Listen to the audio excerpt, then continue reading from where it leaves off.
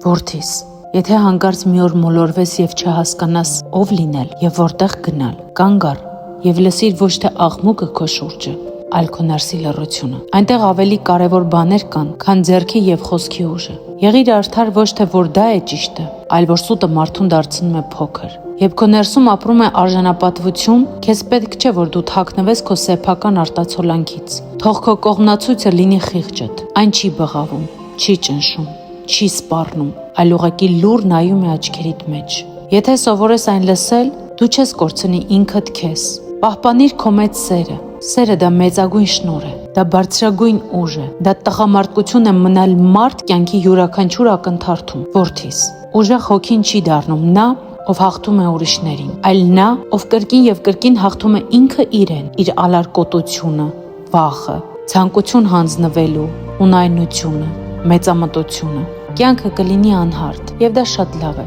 Դժվարությունները դրանք թշնամիներ չեն, դրանք դափնիներ են։ Նրանք ստուգում են ինչ ես կարողանում և ով ես դու։ Եթե դիմանաս, այն կդարձնի քեզ ավելի խորը, հանգիստ, ուժեղ։ Մի փնտրիր քեզ հեշտ ճանապարհներ, նրանք հազվադեպ են տանում քեզ այնտեղ, որտեղ կա իմաստ։ Փորձիր քեզ շրջապատող մարդկանց մի փոքր ավելի երջանիկ դարձնել։ Երբեմն խոսքով, երբեմն գործով, երբեմն ուղղակի որ դու կաս և իրենց կողքին ես։ Հիշիր, աշխարհը չի պահվում հռչակավոր հերոսներով, այլ նրանցով, ովքեր անտարբեր չեն անցնում անհրաժեշտության ժամանակ։ Իմացիր, որ քո արժեքը նրանում չէ, թե որքան ես վերցնում կյանքից, այլ ով կդառնաս այն անցնելով։ Ես հավատում եմ քեզ։ Ոչ թե որ դու իմ որդին ես, այլ որ դու մարդ ես, որը կարող է ընտրել լույսը, անգամ երբ մութ է։ Ես սիրում եմ քեզ։